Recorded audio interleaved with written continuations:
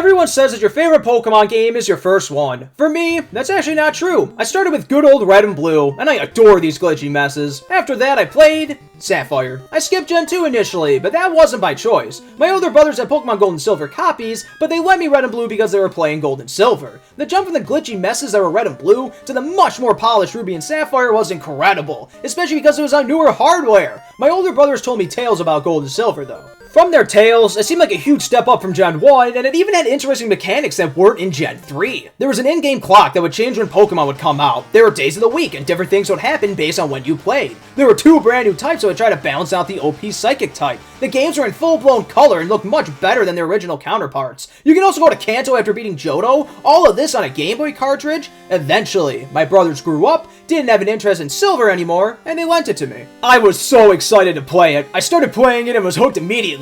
Unfortunately, the game wouldn't save, so I just replayed the first hour or so over and over and over again. Those in-game clocks burnt out the game's battery quicker than other Game Boy batteries, which enabled it to save. My brother eventually flexed his soldering skills and fixed Silver for me. Finally, I could start my journey, and I fell in love with Silver. At one point in time, it wasn't that controversial at all to say that you love Johto or the Gen 2 games. But recently, these games have gotten their name dragged through the mud hard. It doesn't help that some bigger Pokemon YouTubers display their hate for the game. Seeing a couple of these videos, I was afraid that I wouldn't like these games anymore. So I decided to give Silver another go in 2023. Still, despite its issues, these are still some of my favorite games of all time that are unfortunately obsolete because of the great remakes in Heart Gold and Soul Silver, as well as other Gen 2 hacks like Crystal Clear. Let's get into it. These games share similarly to other Pokemon games. After picking the time, I've always enjoyed games that try to mimic time moving when they are off, like Animal Crossing for example. Having this in a Pokemon game was so cool. Professor Oak tells the player about the world of Pokemon, then the player can go downstairs. Their mom will tell them to set up the day of the week, go over the Pokegear, and then let them loose. Now we can head towards the lab to get our starter from Professor Elm. Outside of the lab is a red-haired dude. I decided to speak to him, and then he kicked me. What an asshole, am I right? For this playthrough, I went with Chikorita because I wanted to use a team of 6 that I've barely used before. Annoyingly, the first 10 minutes or so are just an absolute nothing burger. This is because we have to go to Mr. Pokemon's house, get the mystery egg from him, and then head back to the lab. While at Mr. Pokemon's house, Professor Oak gives us a Pokedex. After leaving the house, we get a call from Professor Elm. He tells us that something bad has happened and that we should hurry back to the lab. On our way back to the lab, the red-haired kid that kicked us before stops us in her tracks and demands a battle. Since I picked Chikorita, he picked Cyndaquil. It's an easy enough fight, and now we head back to the lab. An officer asked me what his name was. As a joke to my younger self, I made his name triple question marks. We show Professor Elm the egg, and he tells us that we should head to Violet City and challenge the gym there. I also love this cute detail of the back window being cracked open. I guess that's how triple question marks got in. Before leaving, Professor Elm gives us 5 Pokeballs. There's nothing too noteworthy going up to Violet City, besides the fact that I want to have a Steelix for this playthrough. Since the leveling in Johto can be a bit odd, I thought it'd be nice to have a trade Pokemon or 2. Traded Pokemon will get more experience, but they will come with a hard side effect that I'll get to in due time. I decided to use Rocky, the Onix, which requires us to catch a Bellsprout. With these 2 in tow, it's time to complete the Sprout Tower. I always found it a bit odd that the Sprout Tower wasn't themed around a Johto Pokemon, but I've always liked it for some reason. If one comes here at night, they can get a Ghastly, which is cool. Otherwise, they find useless-ass Rattatas. The trainers here will all have Bellsprouts, which is a problem for me because this ensures that Rocky will get no experience. At the top, we'll find our rival, but he won't want to fight us. The leader of the tower has 2 Pokemon, a Hoothoot and a Bellsprout. After defeating him, he'll give us the HM for Flash. Time to move on to Faulkner. People like to shit all over this gym, but I honestly kinda like it. I will agree that the gym leader should have a Johto Ace, but other than that, I like how it tries to troll you. Faulkner's Pidgey and Pidgeotto both know a ground-type move, Mud Slap. This is kind of funny because the common strat is either use a Geodude or Rocky. Both of these guys get beat by ground-type moves. If you were to somehow get your hands on electric-type Pokemon, they may have a hard time too. Chikorita isn't safe either, as there's still no flying-type moves like Gus. I actually had to use some big brain moves here like Reflect in order to win. With that done, Professor Elm calls us and tells us that we need to talk to his aide. His aide gives us an egg. I decided to mess around with the runes of Alphabet too. This is probably the most pointless shit in any Pokemon game, I swear. I did the Kabuto puzzle, caught an unknown, and left that damn place. I moved on to the next route, which is Route 32. I love this route. It is home to so many great Pokemon, and one ends up being a part of my team a decent amount of the time. Mareep may be the winner here, as Ampharos is just one of the best Johtomons in my opinion. Wooper is another winner. Its typing is awesome, and it's so cute. Hoppip is another great Johtomon design-wise, although I wish Jumpluff's base stat total was a bit higher. Bellsprout is also found here, which is an overall stronger grass type. Atkins can also be found in Silver.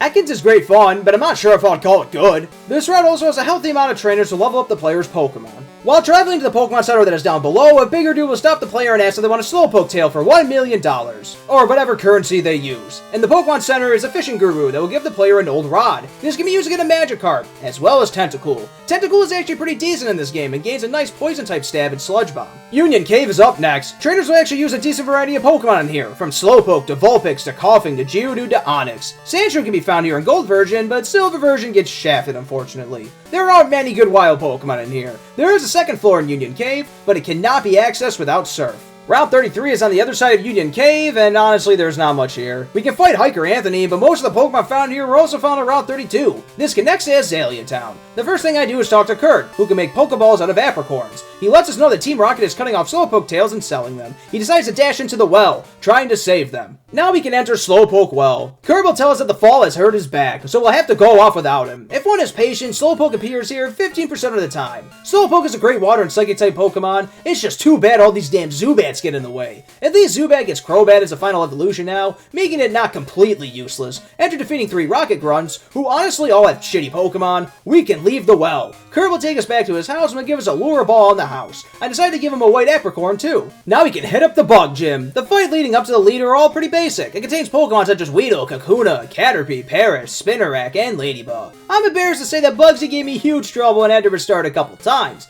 Do you want to know why?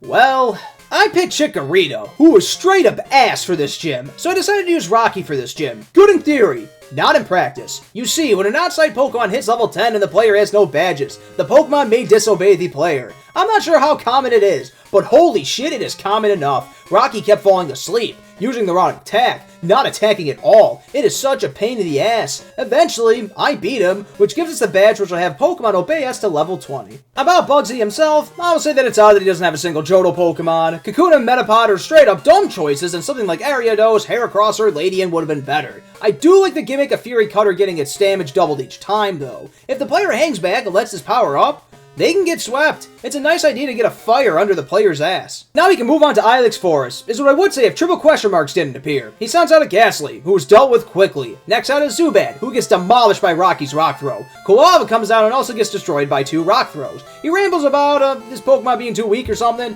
before taking off. Ilex Forest is just another place that I adore. I love the lore behind it and how Celebi is the guardian of the forest. First, the player needs to catch a Farfetch at the Charcoal Maker's assistant laws. This can be done by interacting with it in a specific way. It will bolt in the direction that the player is facing. The Charcoal Maker will give the player the HM for cut when the Farfetch has been returned. The player will also get a TM for Headbutt here. Headbutt is not only a battle move, it can be used to make Pokemon fall out of trees. I've always loved this idea and can be used to get some Pokemon that aren't found in normal ways such as Heracross, Aipom, Pineco, and Exeggcute. The method of doing so is questionable, as some trees will give better Pokemon. There is absolutely no indicator for this, so using an outside website is extremely helpful. Still a cool idea, and the move in battle is also pretty decent. Oddish is one of the better Pokemon to appear in Ilex Forest because the player can stick with good old Vileplume, but they can also get Blossom. Paris is a great support Pokemon, can learn moves like False Swipe and Spore. Poliwag can be found by fishing, while Exeggcute and Pineco can be found by headbutting trees. This lady will also give the player the TM for Sweet Scent. It forces a battle when used on the overworld, which is kinda cool. Route 34 is another route that I'm a huge fan of. There are a few great Pokemon that can be found here. Abra is an amazing Pokemon. It can honestly sweep the entirety of the game by itself.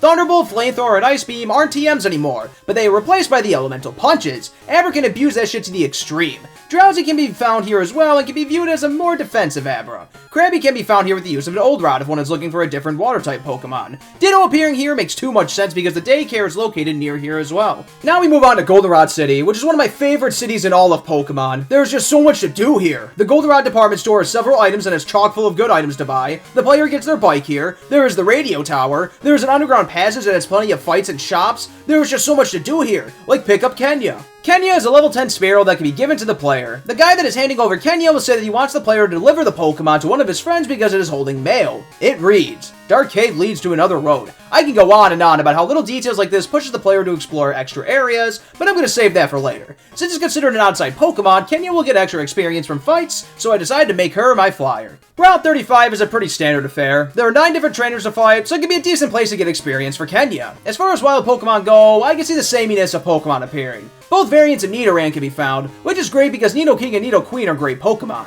Other than that though, Pidgeys, Abbers, Drowsies, You know, Pokemon that are found on the previous routes. Enough of that though. We can go to National Park to start the bug catching contest. Every Tuesday, Thursday, and Saturday, the bug catching contest is held. The player will be given 20 park balls and they will be tasked with catching the best bug type Pokemon. The player can only take the first Pokemon in their party. The Pokemon that appear here is a mix of actually decent Pokemon, like Scyther, Pinsir, and Venonat, and then common shitheads like Caterpie and Weedle's evolution line. I tried winning the contest by catching a Pinsir, and I lost miserably. I didn't even place in the top 3. Cool Trainer Nick is cheating and you can't convince me otherwise. The way to get the highest score is to catch either a Pinsir or Scyther at full health. Having a Pokemon put them to sleep is extremely helpful. Anyway, I got a berry for my troubles. Getting first place will grant the player a Sunstone. Second place will grant them an Everstone, while third place will grant them a Goldberry. Then I entered National Park normally. I gotta say, this may be my favorite music track in all of Pokemon, period. It's just so goddamn good. Togepi hatched from Professor Elm's egg. I already have Kenya as my flyer, so I decided to skip Togetic this time. The only noteworthy Pokemon to catch here is Sunkern. Unfortunately, Sunflora kinda sucks, and I would not recommend it as a grass type. There are also several trainers to fight here, making it a good place for Kenya to grow some levels. Is what I would say if it did not suck. The TM for Dig is found here too, as well as the Quick Claw. I've always dug this place a lot. From the banger soundtrack to the beautiful pixel art to the bug catching contest, this place is special to me. Before fighting Whitney, I wanted Kenya to evolve, so I decided to backtrack and make sure that I fought every single trainer that I missed. Fun fact, you can only fight these police officers at night. I love the differences between day and night in this game. Trust me, if you look for them, there are actually a lot. Anyway, Kenya evolved into Fearow, and we can head to the Goldenrod Gym. The layout is in the shape of a Clefairy, which is adorable. There are a few trainers beforehand that have Pokemon such as Sentret, Meowth, Snubbull, and Jigglypuff. Whitney starts off the fight with her Clefairy. This damn thing knows Metronome, so if one is unlucky, this fight can go south quickly. Luckily, it only used Reversal on me, as well as a Double Slam. Whitney sends out Miltank in all of its glory. This thing can be a huge problem. Its base stats are very high for this early in the game, Rollout gets stronger with every turn, Stomp can chain flinches if one is unlucky,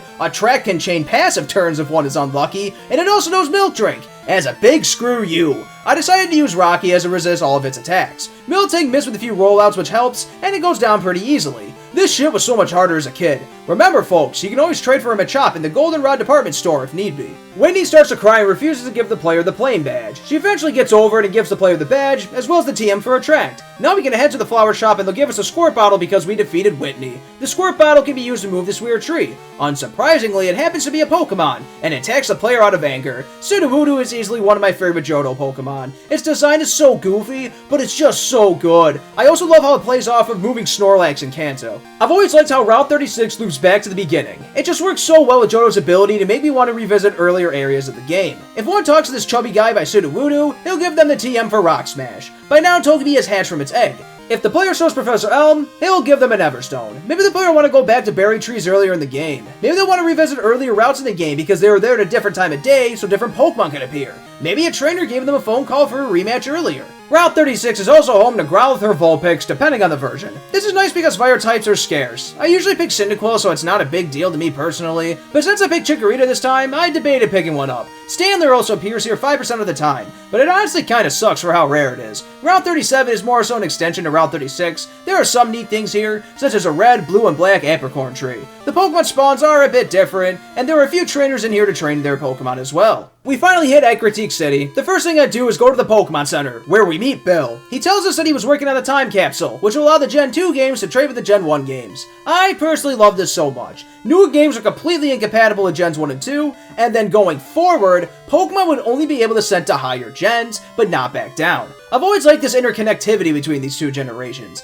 After this, I backtracked to Bill's house in Goldenrod City to get an Eevee. I've never had an Umbreon before, and now seemed like a good time. Now it's time to hit the gym. Gold and Silver did something odd here and made the gym ghost type. The reason why I say this is because there are only 3 different types of Pokemon here. These Pokemon are Ghastly, Haunter, and Gengar. That's it. The gimmick of the invisible bridge doesn't do much here either. This is a great opportunity for Kenny to get some massive experience because a lot of the Pokemon here only know ghost type moves, while she can fire back with pretty powerful Pecks. Morty starts off with Ghastly. Guess how easy it goes down. The Haunter comes out and uses Hypnosis to put Kenya asleep. I switch out to Sentret to wake up Kenya, but the Haunter responds by using Curse to kill itself. Now the bad boy Gengar comes out. If luck is on Morty's side, he can actually be a real bitch. Hypnosis and Dream Eater is a brutal 1-2 punch, and Meadlow can keep the enemy in the fight. He rounds out the moveset with Shadow Ball, which is only okay because it goes off of Gengar's mediocre attack stat and not its special attack. The last Haunter comes in and gets destroyed by Kenya. Morty will give us the TM for Shadow Ball, which is a nice attack. I decide to hit the Burnt Tower, only to be challenged to our fight by our rival. He sends out his Haunter first, who uses Curse on Rocky. Rocky knocks it out with Rock Throw, then attempts to knock out Quilava,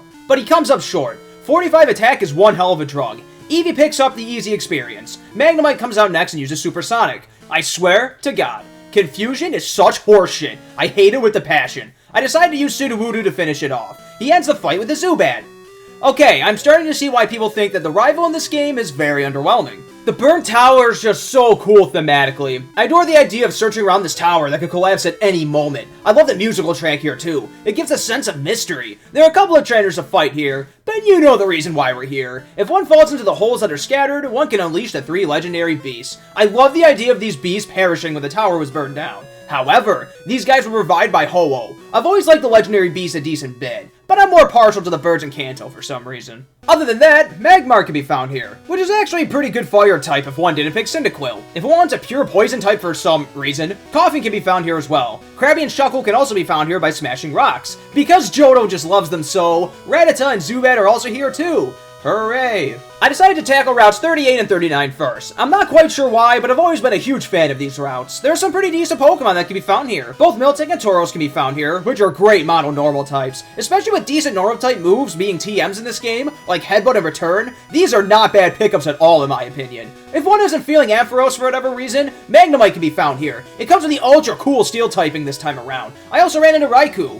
Oh man, it would have been so cool to catch it. Oh well. Another reason why I love this route is because of the Moo Moo farm. If the player talks to the owners of the farm, they'll tell them that their Miltank is weak. Luckily, the player can heal the Miltank by feeding them 7 berries. I don't know why, but curing the Miltank always just makes me a bit happy. The owner's wife will give the player the TM for Snore, while the owner himself will let them buy milk.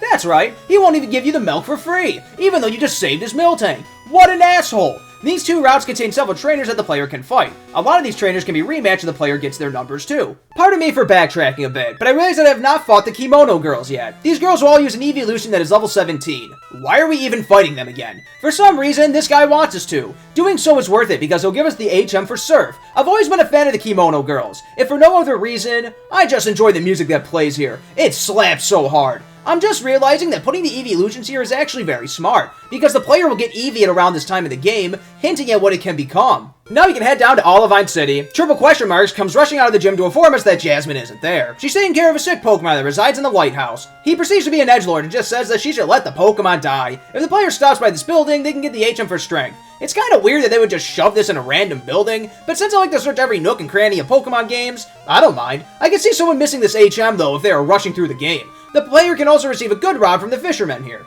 Now we can start our surf from Cyanwood. Yeah, there are a few trainers to keep us preoccupied on the way there, but there's something about surfing in Pokemon games that just bothers me. Maybe it's the lack of variety in water-type Pokemon, or the fact that it's just blue as far as the eye can see. But something about it, I liken it to getting stuck in a cave or something. It's always nice to just hurry up and get to the other side. Now that we have reached Cyanwood, we can get the medicine for Ampharos. Or not. Apparently, you have to scale the lighthouse and talk to Jasmine first. That's kind of annoying because that means you have to scale it twice. Luckily, we don't have to surf out here again because the gym leader's wife will give us Fly. What's the catch? We have to beat the gym leader first. The gym has a very basic layout and is centered around fighting types. The first 2 trainers have a Hitmonlee and Hitmonchan respectively. Meanwhile, the 3rd gym member will have a Machop and a Machoke. To move on, we need Strength. That's kind of annoying. I just teach it to Sudowoodo because I don't plan on using him later. The gym member behind the boulders will use 2 Mankeys and a Primeape. Now we can move on to the gym leader. Chuck is the gym leader and he only has 2 Pokemon. That's odd for a gym leader this late in the game. Primeape is out first. It goes down very easily, but I'm embarrassed to admit that I had problems with Poliwrath. This damn thing knows Dynamic Punch. This piece of shit move only has 50 accuracy, but it does decent damage and will make the opponent confused if it hits.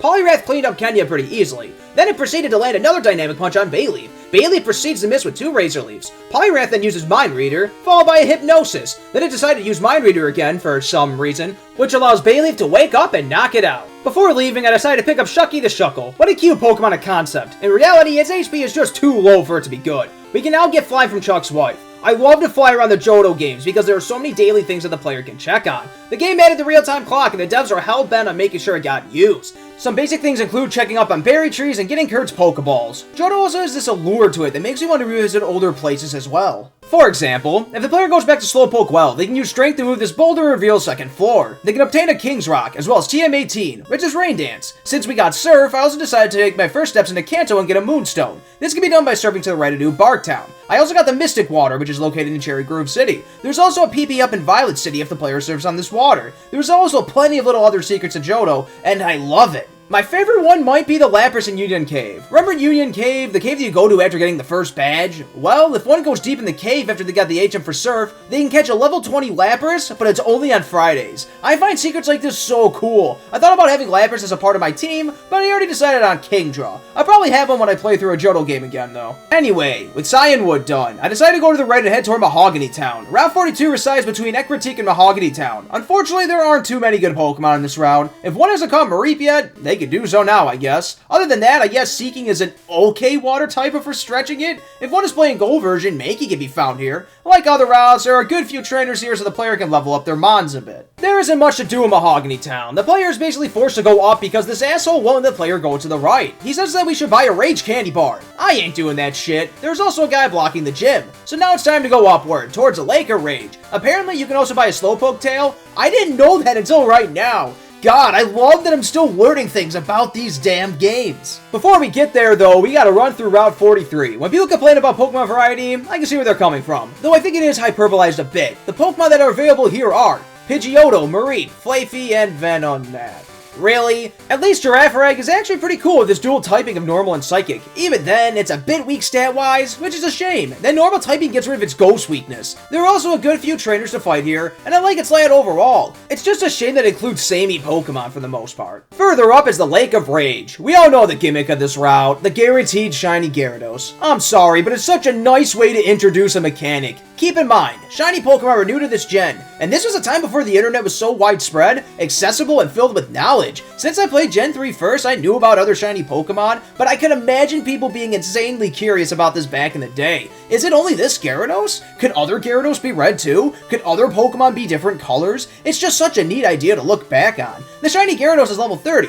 making a good candidate for teams as well. It's iconic for a reason. Enough about that though. After defeating it, we collect the red scale and run into Lance. He tells us that Magikarps are being forced to evolve into Gyarados. He thinks that a radio broadcast from Mahogany is the reason why. Now we can head into the shop and see that Lance's Dragonite used Hyper Beam on this dude. How does he not die? He discovers a staircase and reveals an underground path. Now listen, I clearly love these games to death, but I gotta be honest here. The Team Rocket hideout is not just a chore, but a long one. When the player steps in front of these statues for the first time, they'll have to fight 2 Rocket members. They use such weak-ass Pokemon too. Rattata, Grimer, Zubat, Drowsy. Not just that, look at their levels! Johto is limited in experience, but shit, man! These Pokemon still aren't worth the time, honestly. These statues can be turned off with a switch, but the player will have to walk through a few statues to reach it anyway. I kinda like this part with the wild Pokemon though. Coughing, Voltorb, and Geodude all appear here. They seem like easy pickings, but they all know self-destruct. If the player isn't careful, they could lose a couple of Pokemon to these guys. Anyway, the point of this is to get 2 passwords to open the boss's door. Before getting there, Triple Question Marks comes along and bitches about losing to Lance, before shoving us away. Anyway, these codes are Slowpoke Tail and Raticate Tail. Team Rocket must be filled with psychopaths. There is no other explanation. The Rocket executive sends out Zubat, coughing and Raticate. Why? What a joke. This Murkrow will tell us the final password, which is Hail Giovanni. After another fight against a different Rocket executive, we are forced to defeat 3 Electrodes that are powering up the machine that is causing the weird signal. These guys love to self-destruct on you, but at least I caught one. Lance will give us Whirlpool as a parting gift, but we still can't go to the right because of this douchebag. At least the guy in front of the gym moved. Getting around the ice gym is actually pretty fun. It may have started the Pokemon series obsession with ice puzzles though. There are 5 trainers that the player can fight outside of price. Some decent Pokemon variety here, as these trainers have Pokemon such as Dewgong, Jinx, Swinub, and Cloyster. We don't care about those though, we gotta get to price. Speaking of that, this is where the leveling starts to get really weird. Price is the 7th gym leader, but he only has 3 Pokemon, and they are levels 27, 29, and 31. Meganium effortlessly takes on Price all by itself. It took an Aura Beam from Dewgong, sure, but that is all the damage it ever received. He gives us the TM for Icy Wind, which is a decent attack, I guess. It's on the weaker side, but it will lower the opponent's speed by 1 stage if it hits. Well, it has a 99.6% chance to lower speed anyway. The Gen 1 miss is still alive, but in a different form. I gotta do the Goldenrod Lighthouse quest next, but I decided to pick up a Horsey at Whirl Islands. This is because I've never had a Kingdra before. The Pokemon here are all around level 20 or so, but this actually worked out in my favor. This is because I had to get Horsey up to speed with the rest of my team. Horsey is really bad, you guys. This bastard had Surf and it still had immense trouble at this part. I had to constantly switch to other Pokemon to make sure that it wouldn't faint. Anyway, Jasmine is at the top of the sick Ampharos. She makes us drag her asses to Cyanwood to talk to the pharmacy dude. He'll give us the super potion which will cure it. So now we gotta climb up the lighthouse again. It only takes a minute or so, but it's still annoying that we have to scale it again, damn it. Now we can fight Jasmine, the 7th gym leader.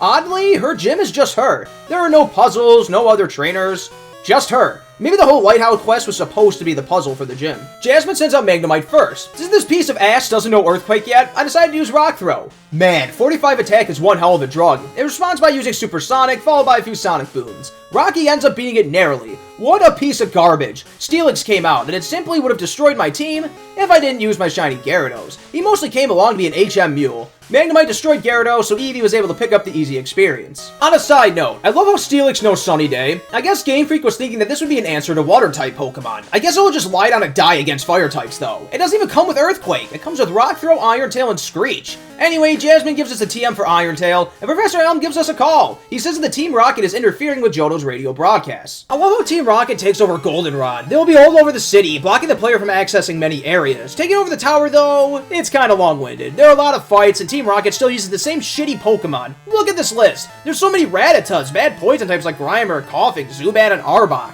About 25 minutes later, we find out that the real director is in the underground warehouse. So now we have to make our way down there. Oh god, triple question marks has caught up to us. Horsey sucks too bad to even beat his Golbat, so I decided to use Rocky, who somehow lost this matchup. I despise confusion, it is such a dumb mechanic. Magnemite came in and paralyzed Eevee, but did little else. Haunter used Curse to allow Eevee to knock it out with a single bite attack, until Kenny returned before the fight, and it effortlessly took out both his Sneasel and Quilava. Now we have to hit these switches that allow us to reach the leader. There are other Rocket members down here, but they still use the same bad poison types. Fun fact, there's a Smoke Ball down here that can be obtained if the player hits the 3 buttons in this order. 1, 3, 2, 1, 3. The Smoke Ball is a held item that allows the user to flee any wild Pokemon battle. It's a neat item, it can be extremely useful in slower mons. Also, Horsey evolved into Seadra. Thank God this happened. Horsey was starting to have problems already. The Goldenrod Underground connects to the basement of the Goldenrod department store. After fighting a few more Rocket Grunts, we find the director stashed in the basement. He gives us the card key. Now we can march back up the radio tower and defeat the Rocket Executive. On a side note, I love when the movers move boxes around in the Goldenrod basement. This will allow the player to reach new areas. We also find the amulet coin down here. This is a held item that will double the cash for winning a battle. The Rocket Executive will lead with a Houndour, which is effortlessly knocked out by Seadra's Surf. Out next is Coughing, which is easily taken care of. But next is the big bad boy Houndoom.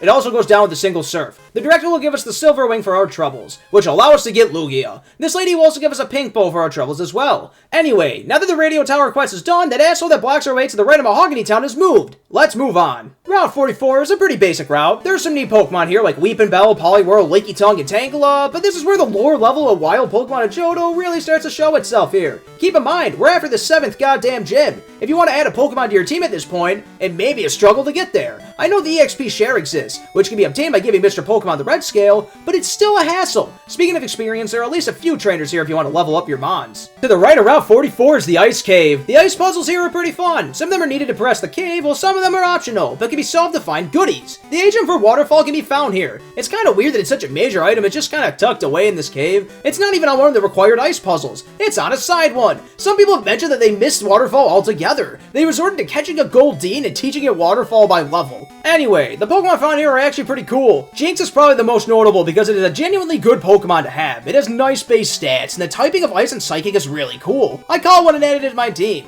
The other cool Pokemon here is a Swinub. I'm a huge fan of its design and typing. Other than that, Delibird is also here, as well as Golbat and Zubat, because why not, I guess. We now get to Blackthorn City. Although I decided to train Jinx a little bit before tackling the gym. I caught her at level 22, taught it Ice Punch, and decided to go down to Route 45. I really like this route for whatever reason. For one, a few genuinely good Pokemon are found here. My man Skarmory is one of the coolest Johtomons, period. It has a cool Steel and Flying typing, with a decent moveset to boot. Its base stat total is also pretty decent. If you're looking for a flyer, pick Skarmory. It is a great choice. Donphan is a genuinely good ground-type Pokemon. Its move pool and base stat total are pretty good. These Pokemon are found in Silver version. Gold version gets Gligar and Teddiursa. While Gligar eats ass, no getting around that, Teddiursa turns into the hard-hitting Ursaring. You can even get a Dratini of a Goldenrod. It's only level 10, but I find it neat nonetheless. There are also 8 trainers to fight here, so if one has just caught a new Pokemon, they'll have a chance to get some experience for it. I like this route because it encourages the player to explore. There are many jumps and diverging paths that the player can take. I can see where this would annoy some people, having to fly back up to Blackthorn super often. It also connects a Dark Cave as well as Route 46. As someone who likes to explore and tackle most NPC battles, I've always liked going down the various paths and making sure I fight everyone. Now we can tackle the Blackthorn Gym. I love pushing the boulders into lava for some reason. Claire sent out Dragonair first, Jinx took it out pretty effortlessly, although it got paralyzed. Claire sends out her Kingdra next. This bad girl is level 40 and only has one weakness. Meganium paralyzed it with Body Slam. Meganium proceeded to land 2 critical hit Razor Leaves.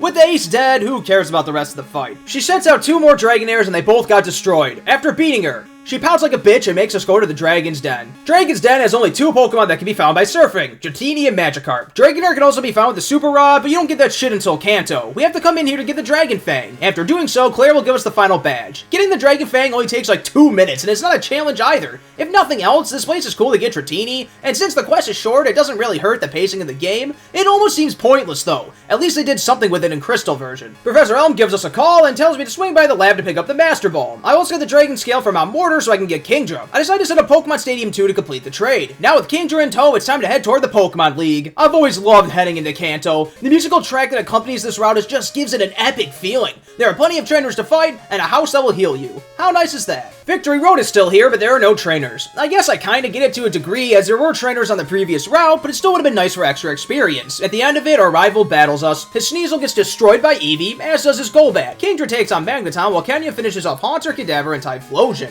I grind for like 5 minutes to get Rocky some levels and use a rare candy to evolve Eevee into Umbreon. With Umbreon in tow, it's time to fight Will. Umbreon, unsurprisingly, has a pretty easy time with this fight. Xatu uses Quick Attack on me a couple of times.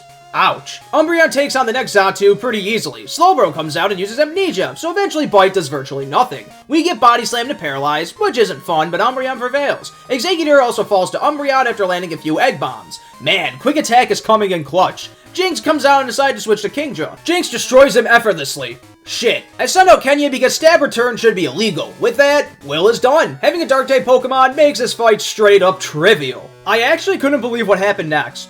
I lost to Koga. Straight up, all my Pokemon fainted and I lost to Koga. His Crobat is such a bitch. Double Team and Toxic? What an asshole. I swear, after one Double Team, my Pokemon act like their eyes were ripped out of their skulls. It is the stupidest shit. On the retry, I decide to leave with Kenya, who destroys Ariados with Drill Peck. Fortress comes out, who is able to take so many attacks. He lays out some spikes and explodes on Kenya. I honestly did not know that it knew Explosion. Needless to say, that knocked out Kenya, so I sent out Rocky. Earthquake doesn't even knock it down to half health. Onix sucks so hard. Whose idea was it to give it 45 attack? It eventually knocks out Mach, but it loses to Venomoth because it landed a critical hit Psychic. Onix is so bad, guys. Kingdra comes out next, knocks off Venomoth, and then takes on Crobat. Right away, this douchebag decides to use Double Team. Kingdra lands a couple of Icy Winds, missing a few times in the process. Crobat gets the final laugh and knocks out Kingdra with Quick Attack. Jinx comes out to claim the victory. Bruno is up next. What a horrible Elite Four member. Him on top uses Dig, so I respond by sending out Kenya. Kenya uses Drill Peck, and that is that. Bruno sends out Onix, so I send out Kingdra and use Surf. Believe it or not, Onix didn't survive. Shocking, I know. Hitmonlee comes out and uses High Jump Kick. It lands a critical hit and knocks out Kingdra. Kenya makes easy work of Hitmonlee. Kenya also makes easy work of his next Pokemon, Hitmonchan. At least Machamp survived a Drill Peck and retaliated with a critical hit Rock Slide. Jinx once again comes out and claims victory. Karen is up next, who is technically a Dark-type specialist. Sure. Kenya takes out Umbreon very easily, but he got a Sand Attack off first. Drill Peck does roughly half to Gengar, then he uses Curse to basically kill itself. Kenya takes out Murkrow, who is basically begging to have an evolution with his low base stat total. Out next is the bad boy Houndoom. It takes a Drill Peck and knocks out Kenya with Flamethrower. Kingdra is the next logical choice, so I use Surf to knock it out. Kingdra took a brutal stab crunch first, though. Vileplume is out next. Kingdra uses Icy Wind, and it does virtually nothing. Vileplume knocks out Kingdra with a Petal Dance. Jinx once again comes in and claims the victory. I'm noticing a pattern here. Honestly, if you don't have an Ice type, I can see Lance being a genuinely decent champion. He has 3 Dragonites, which all have decent coverage options. But I have Jinx, which simply destroys half of this team. Kenya takes down Gyarados easily, and Kingdra takes down both Charizard and Aerodactyl. It's too bad an Ice type just trivializes this fight in a way. Also, fun fact, Onix is still horrible. It lost the 1v1 fight against Charizard despite having the type advantage. Now I can enter my 6 buddies into the Hall of Fame. I have beaten the game.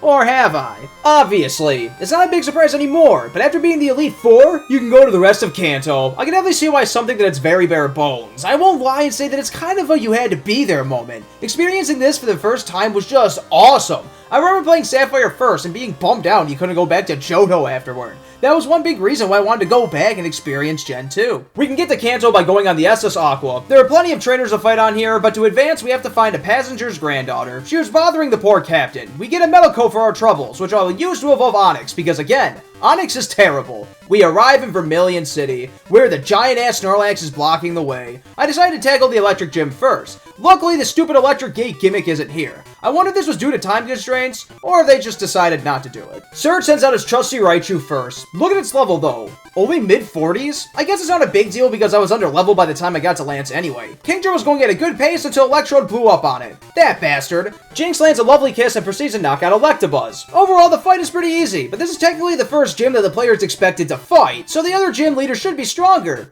Right?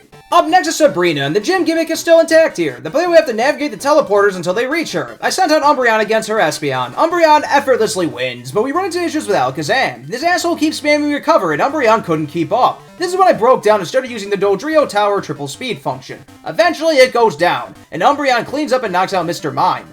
That's it? Only 3 Pokemon? Also, the Fighting Dojo leader is in a cave somewhere in Johto. I did some side stuff before hitting the next gym, like hitting the game corner and going down Cycling Road, but it does put into perspective why people don't like the Kanto region in these games. The levels are whack. Wild Pokemon are weak as shit, so you have to grind them if you want to put one in your team. The trainers that are speaking around Kanto, they are also lower leveled as well. Anyway, it's time to tackle Janine. What in the actual hell is this team? It is full of Pokemon, they're only level 30s. I'm not gonna even give this a play-by-play. It just doesn't deserve it. Jinx just uses Psychic and blasts everything into oblivion. It doesn't even take damage. After that, it's time to go to Cinnabar Island. Or not. It appears that a volcano has erupted and boulders are blocking the way toward the island. Also, since we are in Fuchsia, the Safari Zone is closed. I actually don't mind that. I find catching Pokemon in the Safari Zone to be incredibly annoying. After cleaning out all the trainers in between Fuchsia and Lavender Town, I decided to stay a bit. I absolutely loved what they did with Lavender Town. The music is simply stellar, and I'm happy that they kept some of the Pokemon graves around. It just gives it a more uplifting feel instead of a creepy one. There's also a new radio tower that was built. We can only go on the first floor, but the manager of the tower tells us that the power plant is out. It's annoying that you still need Flash Rock Tunnel. I decided to pull Paris out of the box. The next story beat involves a Team Rocket Grunt that for some reason speaks broken English. He takes the power plant part that we need, but I'm extremely annoyed that I forgot to record this part. Nugget Bridge is still intact too. We have to beat several trainers in order to get a Nugget. We also find Misty on a date. We get the opportunity to ruin her date and drag her ass back to the gym. For whatever reason, Misty gave me some issues. The levels are still a bit lower, and can you destroy Golduck no problem. When Misty sends out Lapras, that is when all hell lets loose, and knocks out Kenya with Blizzard. I had a lapse in judgment and sent out Meganium, who fails to knock out Lapras with Laser Leaf, and gets hit by Blizzard and faints. Starmie comes out to finish the job. I use Umbreon because he's Dark-type. Didn't stop him from getting confused, and then getting bodied by Surf. Starmie also confuses Kingdra, and knocks it out too. I seriously hate confusion in Pokemon games. It is simply the dumbest mechanic ever. Jinx lands a lovely kiss and I revive Umbreon. This is because Jinx knows Psychic and Ice Punch. It ain't doing shit to Starmie. Umbreon finally decided to not be a shithead and finished off Starmie. Misty sends out Quagsire next, who didn't really cause any problems. With the Cerulean Gym done, we head on to Celadon to fight Erica. Also, this old man is awesome. Rock on, you goddamn creep. I get why they changed the dialogue, but I still think he's hilarious. Erica is kind of a joke. Graves is a type with a million weaknesses. Jinx sweeps the entire fight with Ice Punch and Psychic. The Pokemon themselves are hovering around the mid-40s. It's becoming crystal clear at this point that there's some sort of scaling. It should have been implemented. I bought a TM for Psychic at the game corner because I thought it was neat. I taught it to Umbreon because I think Umbreon is neat. Now that the power plant has been restored, the map really opens up. We head back to the Kanto radio tower to get the EXPN card from the manager of the tower. This lets us wake up Snorlax, who is actually properly leveled. To do this, the player will have to use the Pokegear. With the EXPN card, they can tune into the Pokeflute channel. I thought this was a very clever way to wake him up. I remember a lot of people slotting in Snorlax into their team back in the day. This is why these Pokemon, they should be higher levels. It would be a neat idea to start a new team from scratch for the second region, but the levels of the wild Pokemon, it just makes it impractical, sadly. I also did the quest with the Copycat Girl. The player needs to find her doll, which can be found in the Pokemon Fan Club in Vermilion. This chubby guy found the doll and wanted to keep it because he likes Clefairy. The girl will give us the Magnet Train Pass, which will allow us to travel between Kanto and Johto easily. I like the music when you're boarded. It's awesome.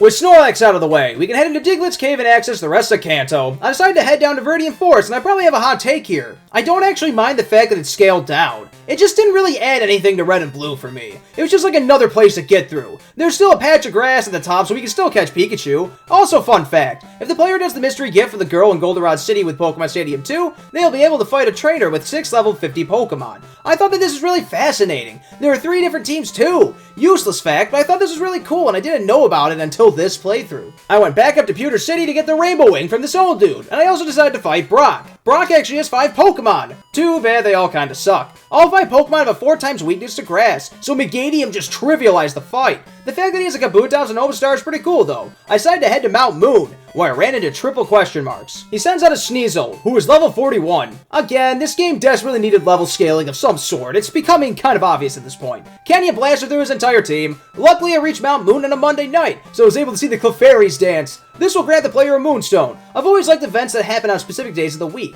It's cool seeing different things happen at different times. Now it's time to head down to Cinnabar Island. I decided to make use of the Pokegear and turn on the Lullaby channel. This will half the encounter rate, which is a godsend in water routes. Blue is just standing alone on Cinnabar and tells us to challenge him once we get all the other badges. With all that said and done, it's time to tackle Blaine. He's just standing here all alone in this mini cave because his gym burned down. How ominous, actually. He sends out Macargo. What the hell is wrong with him? Macargo is one of the worst fully evolved Pokemon in history. Kingdra knocks it out with one Surf. Kingdra knocks out his Rapidash, as well as his Magmar with a single Surf each. That is it! He only has 3 Pokemon! Again, it's pretty easy. I like the detail of the gym guy missing the fight because he didn't know where to find the gym. It gave me a chuckle. Time to fight Blue. Level spike incoming! Blue's Pidgeot is level 56. Rocky may only be level 48, but Pidgeot really can't damage it. Gyarados comes right on and destroys Rocky with Hydro Pump. It ends up using Rain Dance too and hits Kenya with a hard-hitting Hydro Pump. Jinx failed to land a Lovely Kiss and faded from a Hyper Beam. Kingdra eventually knocked out the Gyarados.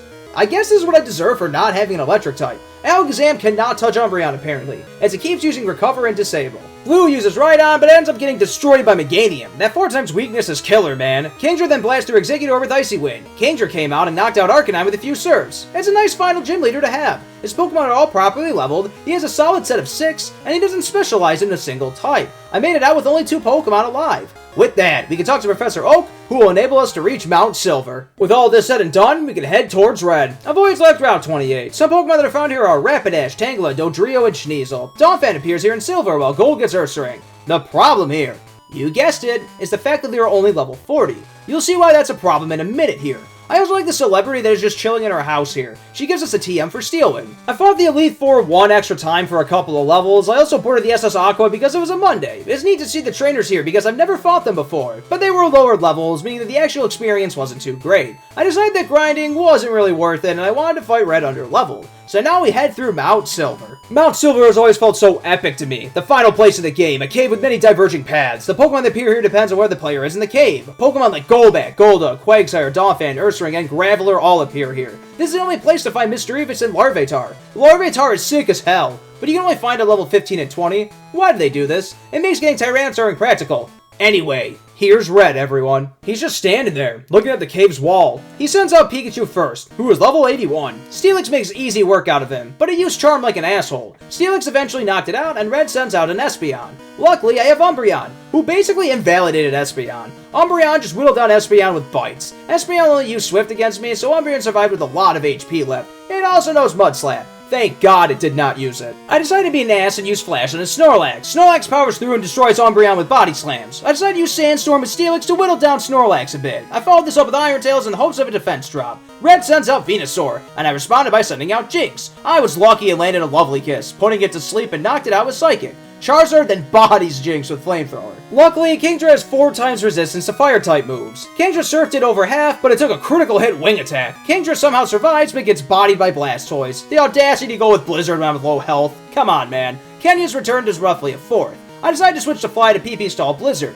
Blastoise knocks out Kenya with a single Surf, but Meganium came in and knocks out Blastoise. With that, we beat Red. At 25 hours and 40 minutes, we beat Red. I went back and forth for a bit. Did I want to complete the decks for the first time in a Gen 2 game? The answer was yes. It was pain though, and this video actually catches on and others are interested. I'll do a follow-up. This damn video is already going to be 20 pages or some shit already. If I talk about the deck's completion too, this video may never end. So in short, I will talk about it if this video actually catches on, and people want to hear about it. On my Dex journey, I found a shiny Hoothoot though. There's only a 1 out of 8,192 chance of finding a shiny in Gen 2, so I wanted to share it. Now that I'm done with this journey, it's time to reflect. I won't even lie, my favorite thing about Gen 2, it might be the music, man. I swear, it is 8-bit heaven. I like pretty much every track, and even the ones I like less, like say Dragon's Den, it has its place. I get that some of it's nostalgia, obviously, but I think it's just such a weak argument because, well, I don't nearly like Gen 1's music as much, or even Gen 3's, and remember, I played those two first. Something about Gen 2 music makes it one of, if not, my favorite OST in all of gaming.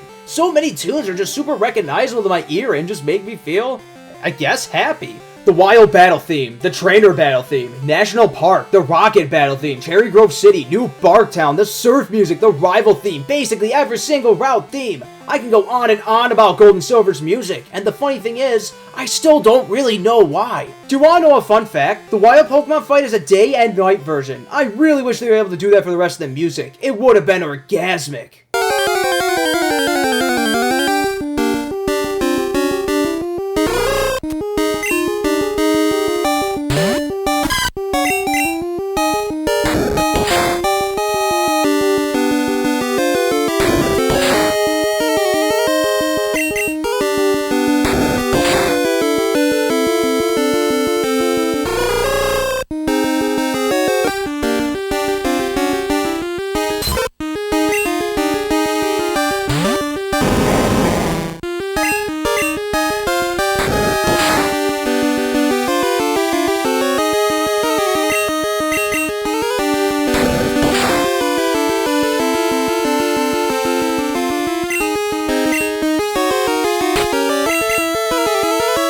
When the player gets to Kanto, the game will play Johto-wise versions of all these tracks as well. For most of these, I actually prefer the Johto versions over the Gen 1 versions. If anyone wants to see a great video about this, the 8-Bit Music Theory channel has a great video on it. The only downside here is the fact that not all Gen 1 music made it over. The Game Boy cartridge was tight on space. Gold and Silver tried to make the most of it, but there were definitely compromises. Speaking of compromises, I still like the idea of going to another region after defeating the Elite Four. Yes, Kanto has a few problems in this game that I'll go into later, but I'll focus on the positives for now. I've always had a weird fascination with time and seeing how things change. Gold and Silver take place 3 years after the events of Red and Blue, and a lot has happened in that time. For one, Viridian Forest has been knocked down to a stupid maze-like thing.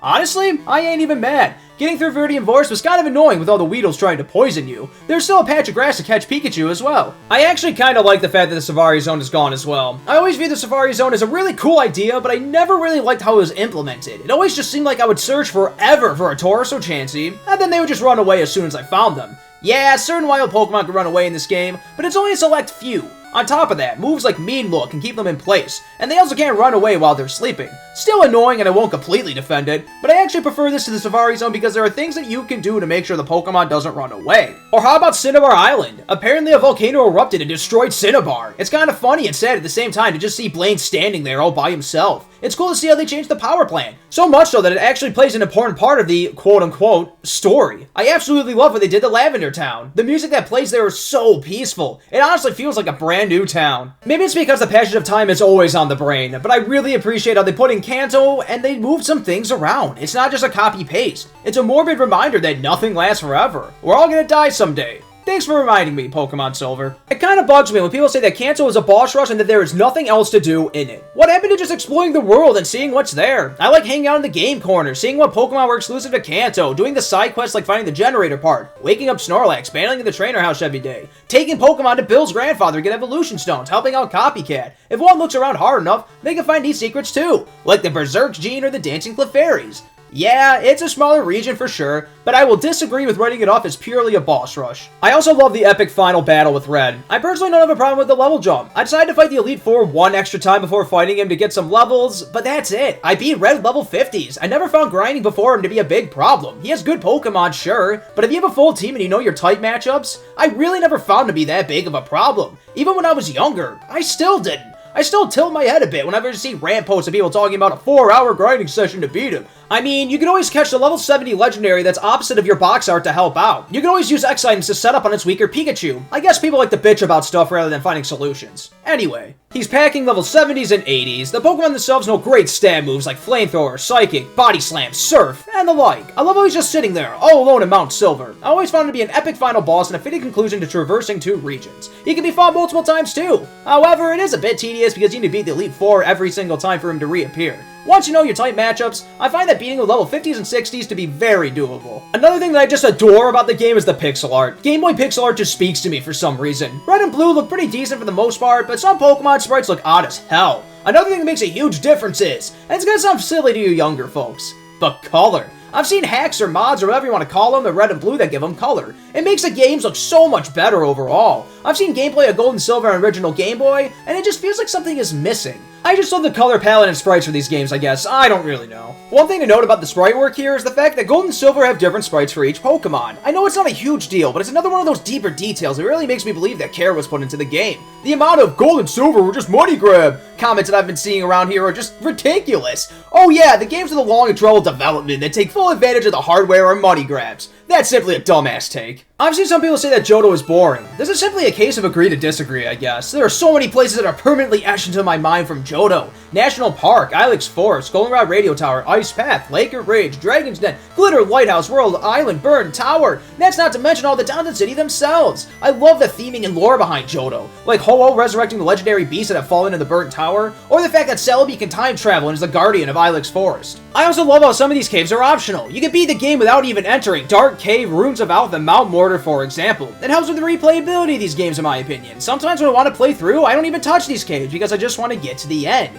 There are still some caves that are mandatory for cave lovers, such as Ice Cave, Union Cave, and Victory Road. Speaking of Runes of Alph, I caught all the unknown types and got nothing! I guess I could buy a Game Boy printer to print these guys out, but is that really worth it? I just love the Johtomon so much. It is easily one of my favorite generational batches of Pokemon. I love the early route Mon so much in these damn games. Ferd is my favorite early route normal type Pokemon in the whole series full stop. I find both Spinarak and Ariados to be very cute for some reason. Hoothoot was a nice play on the early route bird Pokemon trope. The fact that it's an owl makes it stand out from Pidgey's line. Moving away from the early route mods, Heracross is just so badass. It is so goddamn cool. I think it has the right design of a simply designed monster that is also just so cool. The Ampharos evolution line is so cute and dependable. Mareep is just a dumb little sheep and I love it. Phanpy is simply adorable and it turns into the ultra cool as hell Donphan. Chinchou and Lantern's typing are cool as hell, and I also adore their designs. Jumpluff is simply adorable, just look at it. It is so goddamn cute. Speaking of cute, Wooper and Quagsire debuted here as well. What kind of Pokemon fan doesn't like Wooper? Show yourself now. The new Dark typing lends itself to some badass designs as well. The winner for me is probably Tyranitar. It was such a cool take on a pseudo-legendary, and I really appreciate that they just didn't do a Dragon type again. Houndour and Houndoom are also sick as hell. I'm actually not the biggest fan of Murkrow and Sneasel, but Umbreon makes up for them easily. It may be my favorite evolution.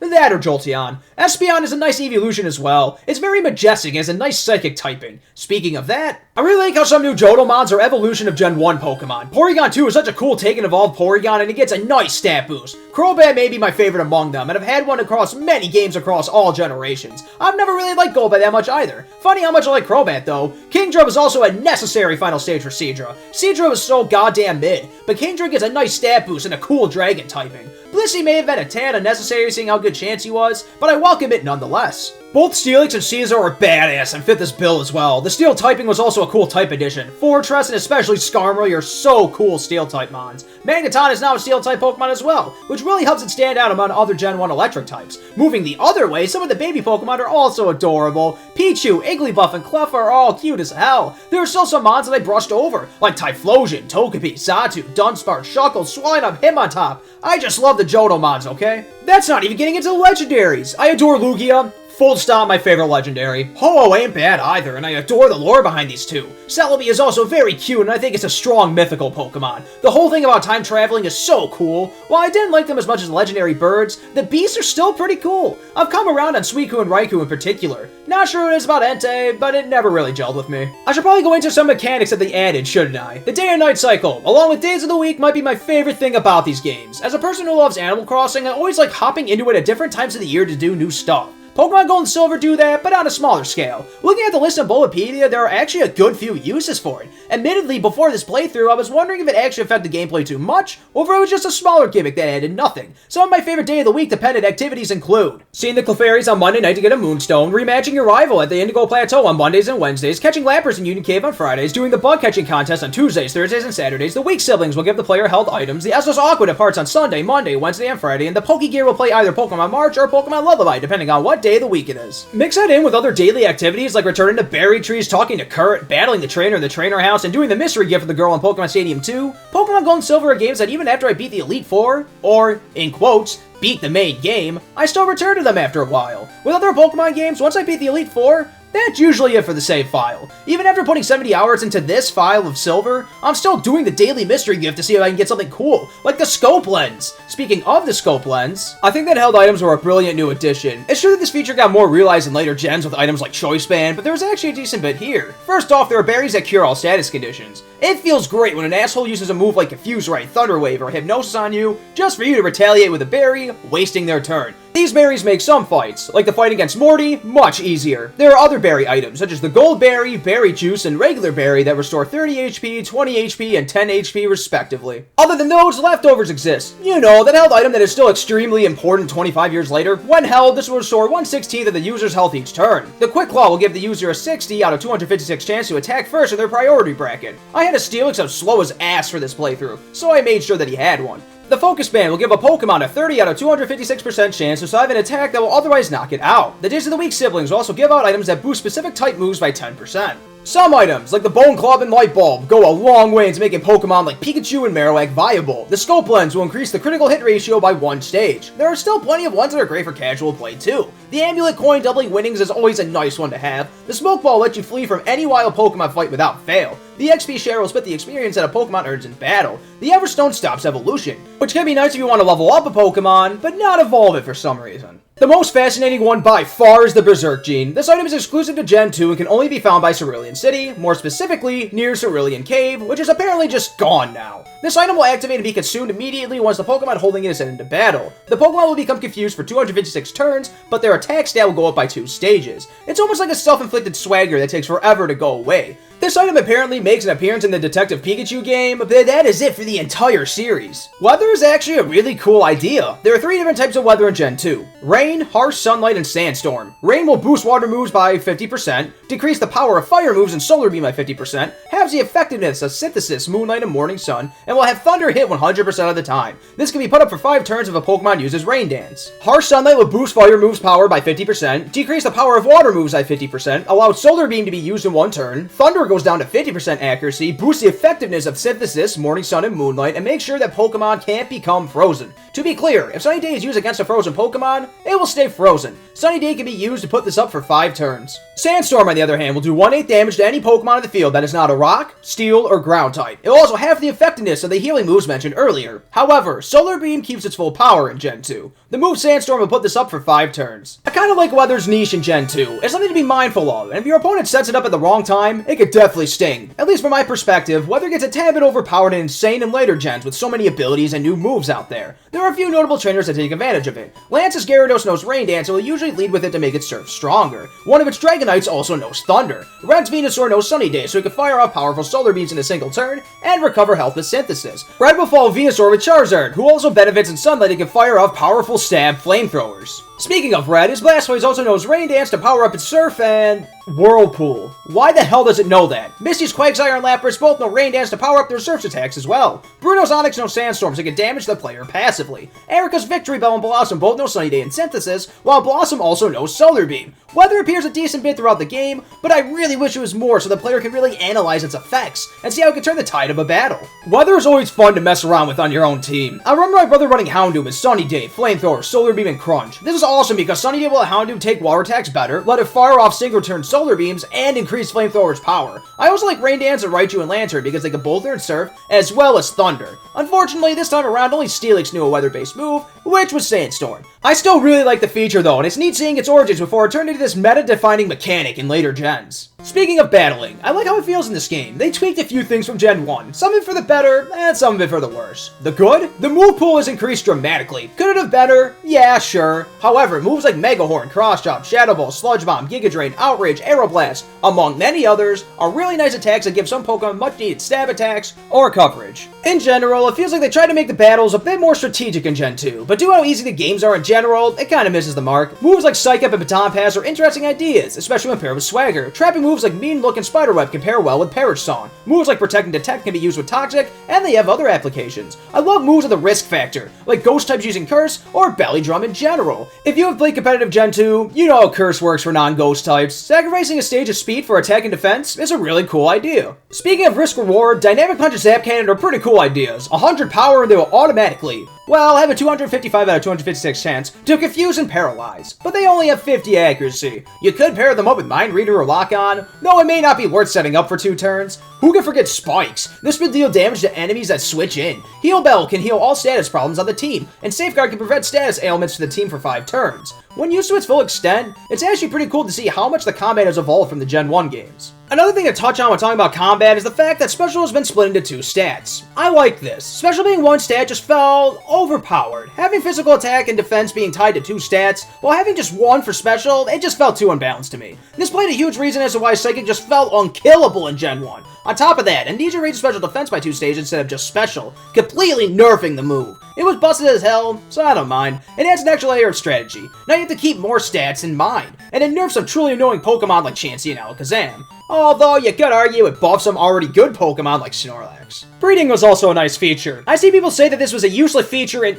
wait, I'm sorry, what? Maybe if you're purely talking about beating Red, then sure. As someone who completed the Pokedex, I needed to breed to get some Pokemon. Outside of that, I remember back in the day my friends and I, we would breed our starters and trade to one another. It's such a fun way to get more than one of the same species of Pokemon. Take Eevee for example. You normally get 1, but there are 5 evolutions, so you just gotta breed more. Egg moves are an interesting idea, but I can acknowledge that they weren't implemented in the best way. In theory, an Electabuzz with Cross Chop is sick. However, in order to get that, you need to hatch an Elekid, and make sure that the father knows Cross Chop. So say if you're planning on having this Electabuzz with Cross Chop to be a member of your team, good luck with that shit. That hatches at level 5. There are plenty of examples of cool egg moves, like Squirtle with Mirror Coat, Charmander with Outrage, and Skarmory with Drill Peck to name a few. Probably a hot take, but the Pokegear is actually really cool. When one actually starts digging into the features of this thing, it can make the adventure much more enjoyable. The biggest thing for me was the Pokemon March and Lullaby channels. Pokemon March will play on Sundays, Tuesdays, Thursdays, and Saturdays. Pokemon Lullaby will be played on the other days of the week. Pokemon March will double the encounter rate. This is actually really nice when one is either grinding for levels or looking for a specific Pokemon. I specifically remember using it to help me find Miltank and Tauros because their encounter rates were as low as 4 or 5%. Pokemon Lullaby will half the encounter rate. Since I'm a dumbass that consistently forgets to buy repels, I got decent use out of this when I was just trying to reach the next destination. Phone calls are kind of a weird one. They are technically helpful as trainers can call and rematch you. Since experience in Johto is limited, this can be nice, but they will call you randomly and tell you the most useless shit. There is no way to decline a call either. There's no way around it. The Versus Seeker was a much better item for this purpose. However, that's not all that the phone was good for. What are really cool are swarms. There are 4 Pokemon, which are Marill, Snubbull, Yama, and Dunsparce that only have a 1% chance to appear. If the player gets the right phone number, they will call the player and let them know that these Pokemon can easily be found for the rest of the day. The player has a 50% chance to trigger this by talking to their mom and changing the time to align with daylight savings time. Quillfish and Reverade are 2 other Pokemon that can be found in swarms as well, but their encounter rate was high enough without it, so I just called them the normal way. I know this is a hot take because these games get dragged in the mud for it consistently, but I love how these games don't really have a story. It makes them very replayable to me. I love picking up these games every year or so, and one big reason for that is because I don't have to mash through a wall of text. I like how the player is just a kid that goes around and catches Pokemon.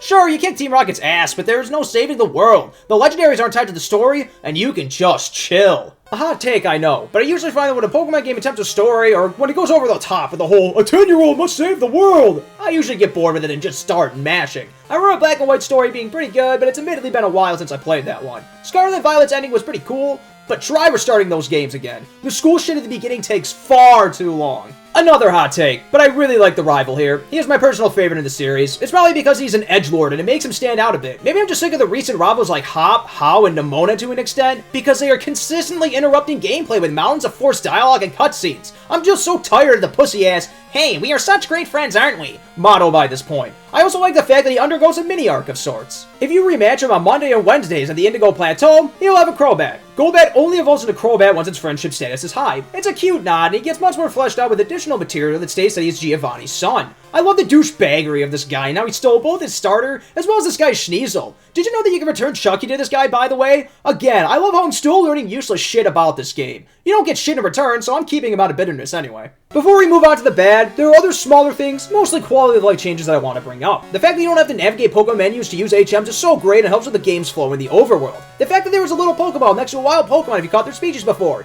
That is really important in a game about catching them all. The XP bar at the bottom is a nice touch as well. The bag has been separated into several sections, which is insanely helpful because the item storage was so limited in Gen 1. Gen 2 in general, it just feels so much more polished than Gen 1.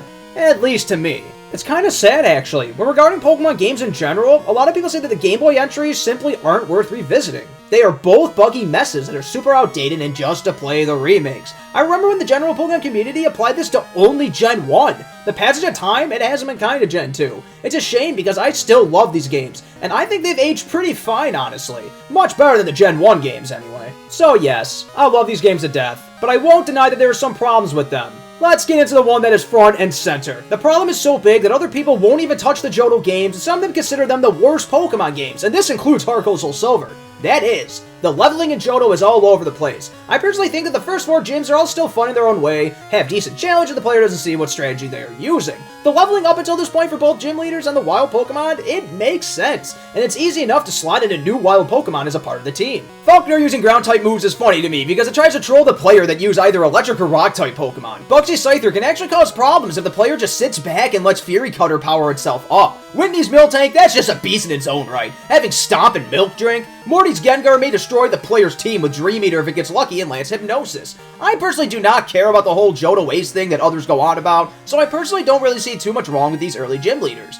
When you get to Chuck, though, shit starts to get pretty bad. Chuck only has 2 Pokemon, a Poliwrath and a Primeape. I mean, yeah, Dynamic Punch can cause problems if the game really hates you, but why in the ever-loving name of shit does the 5th gym leader have only 2 Pokemon? Jasmine is the 6th gym leader, but she only has 3 Pokemon. 2 of them are identical. Steelix also knows a weird-ass moveset, having Sunny Day. It may have been cool if this switched weather based on what starter you picked, but that's not the case here. It also doesn't even know Earthquake. Price is an absolute joke of a 7th gym leader. Look at this shit! It has only 3 Pokemon, and their levels are around Chuck's. Chuck is the 5th gym leader. I get why they did this. It's because after the 4th gym, the game opens up and the player can tackle gyms 5 through 7 in any order. It's actually a pretty neat idea and all, but without scaling, it can make it a bit weird. I can appreciate tackling gyms in a different order each time to try to make each playthrough at least a little bit different, but the devs should have been better about it. I've seen people bitch about Claire's Kingdra too, but I've only really had problems with it when I was younger. Usually just paralyzing it neutralizes it pretty decently. And no Surf and Dragon Breath, which are decent stabs, and Hyper Beam can definitely catch the player off guard too. Kingdra is level 40 and has no weaknesses, so I see where many people are coming from though. This fact is compounded by the fact that wild Pokemon around here are also level 20 to 30. I guess the game has expected the player to make up a full team by this point. Unfortunately, it's not only Johto that has leveling problems. This extends to Kanto. I really do love the idea of a second region, and overall I'm extremely happy that they decided to push through on that. But I'm not going to pretend like that it doesn't have any problems. The gym leaders here are pretty dang weak. It's mostly a cakewalk up until Blue, who actually has a pretty decent lineup of 6 Pokemon at decent levels. Look at Janine's team. It is full level 30s! In general, the other trainers that are sprinkled through Kanto are still under-leveled as well. The worst part of this, though, the wild Pokemon are low levels as well. This lends itself to probably what is the second worst thing about these games. Locking Johto mods behind the postgame. Why in the ever-loving name of shit is Houndour only found in Kanto? What about Mischievous? What about the pseudo-legendary Tyranitar? What about Murkrow? Or Slugma? Porygon and Chansey are only found in Kanto, meaning that Blissey and Porygon 2, they're stuck in Kanto as well. It makes team building more restrictive. I've seen plenty of, oh the well, Johto only has 3 good Pokemon, but that shit is simply false. There are plenty of usable Pokemon, but the problem in Johto is, you really gotta work for it. When the player starts looking everywhere day and night, headbutting trees, fishing, surfing, using the bug catching contest, making use of swarms and in-game trades. Listen, I've replayed these games numerous times and I've actually built pretty different teams. To be fair, I don't mind using shitty Pokemon I like, such as Furret, Jumpluff, and Ariados. In fact, I'm already thinking about playing through Crystal and making a video separately for Crystal, and I can think of 5 Pokemon that would be very fun to try because I've never had them before. These Pokemon are Miltank, Lapras, Bellossom Exeggutor, Xatu, and Larvitar, because actually you can get it at level 40 from the game quarter, meaning that the grind for a Tyranitar, that won't be too bad. Then I just had Typhlosion again because it's my favorite starter in the entire series. I still love the idea of a victory lap and having 2 regions right next to each other. I still would like to see this idea be revisited but more polished. Part of the problem was this game being on a Game Boy cartridge. But still, that doesn't excuse some of these problems. These seem like actual oversights rather than limitations. Like, how would moving Houndour to Johto cause it to take up more memory? How would cranking up the gym leader's levels take up more memory? It just sucks because Johto is my favorite region, full stop. But there are blemishes for sure. Those are the 2 big ones, and I can see where it would put a lot of people off for the most part. To be completely honest though, they really don't bother me that much. Pokemon games are pretty easy in general, so I don't mind that Kanto is a bit on the easier side. I just love the exploration of it. As far as the Pokemon variety goes though, I really do think people hyperbolize it a lot. I replay these games a lot, and I've thought that the overall selection, it's fine. That's not to say it doesn't have problems. So how about some smaller things? Well, Kurt can only make 1 ball at a time. At that point, this feature is borderline useless. Don't get me wrong, half these damn balls don't work or work incorrectly in the first place. The Moon Ball is a funny one. The devs screwed up the index number for the Moonstone and the Burn Heal, so the actual effect of the Moon Ball is this. It will have a higher catch rate on Pokemon that evolve using a Burn Heal. Nice one, Game Freak. Some of Kurt's creations, like the Heavy, Friend, and Lure Balls, these can actually be useful, but when you can only make 1 a day, it really loses a lot of its utility. This was changed in Crystal, luckily. Move pools are still a bit barren in Gen 2, and the TMs don't help much. They got rid of Flamethrower, Thunderbolt, and Ice Punch. They replaced them with the Elemental Punches. Sure, some Pokemon game from this hard, like Alakazam. You can easily sweep the entire game with an Alakazam or Gengar with just the Elemental Punches. But this screws over so many Pokemon. They kind of fixed this in Crystal. There's a move tutor, but he asks for a lot of coins, and again, he's post-game, damn it. There's a certain fun to having to figure out the best moveset in a limited move pool, but I get why it's not everyone's thing. Of course, there are a lack of some quality of life features too. I appreciate how Bill calls the player when they fill up a box with the Pokemon storage system, but he doesn't give them an option to switch the box. It's still better than nothing, but it is still far from perfect. Speaking of using the PC storage system, it's still pretty dang clunky. It's marginally better than it was in Gen 1. That is not saying much, especially because I went for all 251 Pokemon this time around. By the end, this really annoyed me. It's astonishing how much better the box system got in Gen 3. Did you know that you can check move descriptions now? This is so cool! Until you actually do it, the player can see the power of the move in a little description. But that's it! You can't see the accuracy, and you still can't even see this little info in battle. So when a Pokemon wants to learn a new move in battle, there is still no way to see what it does. It's like Game Freak realized this was a problem in Gen 1, and then just totally half-assed a solution. Game Freak may have gone just a bit HM heavy for this game. Like, did Waterfall, Whirlpool, Bolt need to exist? No HMs were cut from Gen 1 either, so there are 7 total. Yeah, Fly is optional, but come on, are you really gonna pass it up? Luckily, you only really need each HM a couple of times throughout the story, but it is still kind of annoying, and I usually end up screwing over my shiny Gyarados, funnily enough. I usually end up teaching it some shit like Waterfall, Whirlpool, Strength, and Rock Smash. Oh yeah, Rock Smash doesn't even count as an HM. It's a field move though, so there are kind of 8 HMs. The last thing that I'll mention is the fact that a lot of Johto evolutions are just kind of a pain in the ass. Like, the Crobat really need to evolve with Friendship? There are a lot of trade Pokemon that need items, which arbitrarily limits the number that you can get per copy, unless you want to use Thief on 2% item hold chances. Since I have multiple copies of the game, this doesn't really bother me too much. I mean, I had Kingdra for this playthrough.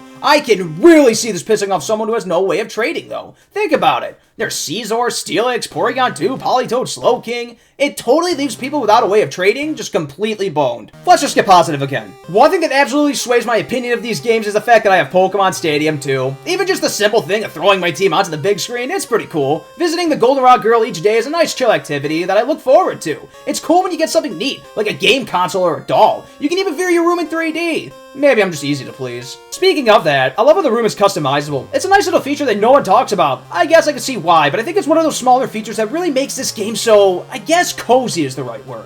I've seen that word used to describe the Johto games more so than any other Pokemon games. Johto is just such a fun place to run around in. With a day and night cycle, it really kind of makes it feel like home. Pokemon Stadium 2 also makes it easier to trade with Generation 1 games if you have multiple transfer packs. This really helped greatly in getting Kingdra and Steelix for this playthrough. The Dodrio Tower was also immensely helpful. I was in a weird spot where I wanted to play on an actual cartridge, but recorded at the same time. I thought the transfer pack was the best way to do that. Also, the 3x speed was insanely useful. I tried to stay away from it at first, but when I decided to complete the decks, I just abused that shit so hard. Speaking of trading with Gen 1, I still love that. In newer gens, you can only trade up. That's it. Gen 1 and 2 are different beasts that have very different TMs. I remember when I was younger, I did a playthrough with Silver with Gen 1 Pokemon like Mew, Charizard, Pikachu, and the like. It just gives it such a different feel, and I think it's awesome that it's relatively easy to get that all set up. The only annoyance is that you'll have to reach the 4th gym to get the time capsule going. Still awesome though, and you bet your ass I'll do more playthroughs like that in the future. Fun fact, if you trade with a Gen 1 game, every single Pokemon will be holding an item.